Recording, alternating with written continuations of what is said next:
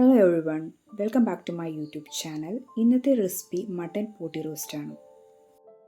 പോട്ടി ഞാൻ നേരത്തെ വേവിച്ചു വെച്ചിരിക്കുന്നതാണ്. വേവിക്കാൻ നേരത്ത് മഞ്ഞൾപ്പൊടി, കുരുമുളക് പൊടി, ഉപ്പ് ചേർത്ത് നന്നായി വേവിക്കുക. ഏകദേശം ഒരു 2 മണിക്കൂറോളം വേവിക്കുന്നതാണ് നല്ലത്.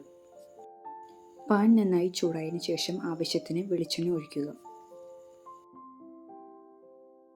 എണ്ണ നന്നായി ചൂടായി കഴിയുമ്പോൾ കടുക് ചേർക്കുക. കടുകെല്ലാം പൊട്ടിത്തീർന്ന് കഴിയുമ്പോൾ ഇതിലേക്ക് 2 വറ്റൽമുളക്, 2 ഇഞ്ചി കഷ്ണങ്ങൾ ചെറുതായി ചോപ്പ് ചെയ്തതും ചേർത്ത് നന്നായി ഇളക്കുക.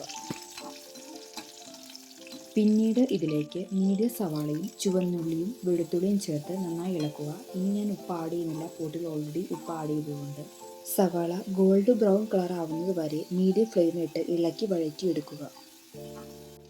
അതിനുശേഷം ഇതിലേക്ക് 1 സ്പൂൺ മുളക് പൊടി, 1/4 ടീസ്പൂൺ കാശ്മീരി മുളക് പൊടി, 1/4 ടീസ്പൂൺ മസാലപ്പൊടി, 1 സ്പൂൺ മല്ലിപ്പൊടി ചേർക്കുക. ഇനി മസാലയുടെ പച്ചമണം മാറുന്നത് വരെ നന്നായി ഇളക്കി കൊടുക്കുക. ഇനി നമ്മൾ നേരത്തെ വേവിച്ചു വെച്ച പോട്ടി ഇതിലേക്ക് ചേർക്കുക. എന്നിട്ട് നന്നായി ഇളക്കി യോജിപ്പിക്കുക.